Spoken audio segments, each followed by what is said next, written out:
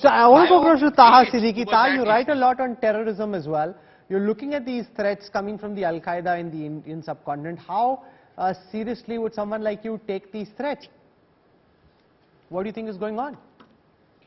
Well, I think most of the time when such an atmosphere is built, these terror groups try to take sympathy from the public, and they try to jump on the bandwagon. And now we're seeing that, you know, from the Arab world, from Pakistan, all this sort of and this organized sort of social media campaigns.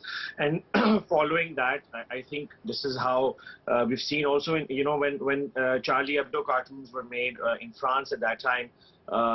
Also, ISIS got onto the bandwagon. They started threatening. Charlie Hebdo attackers were linked to ISIS from what we've found out from the investigations.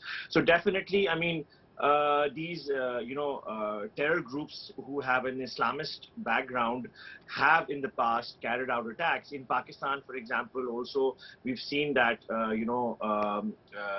to the extent that ordinary police guards, like in 2011 in Islamabad, the governor of Punjab was assassinated by his own police guard over blasphemy accusations. So definitely, I mean, there is that threat, and there is that element that Islamists do have taken extreme measures, have done attacks like that. So in that sense, I mean, this threat should be taken seriously, but at the same time, we should also look at the fact that how this is organized in a way where it was not, it's actually by text that already exists.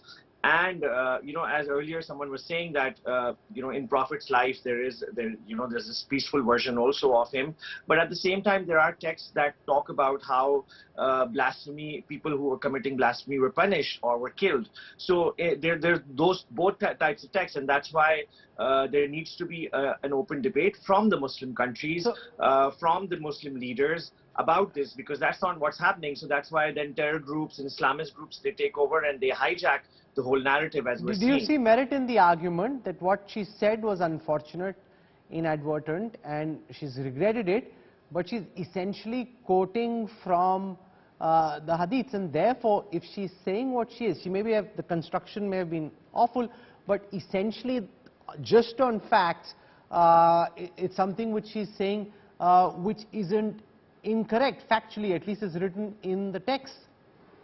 And that's something that actually should be debated and looked at.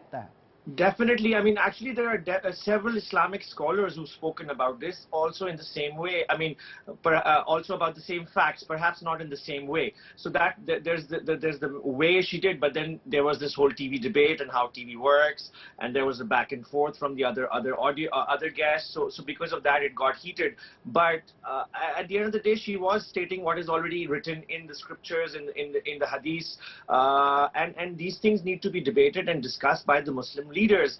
The Muslim leaders around the world, I do not understand why they want to externalize the problem, because perhaps they want to externalize the problem because in that way they can radicalize their population for an external enemy, and that's what countries like Pakistan do, or other Muslim countries which are run as dictatorship do, because they don't want to be questioned themselves. So they externalize problems like that and target other countries, and that's what we're seeing with this whole thing, in fact.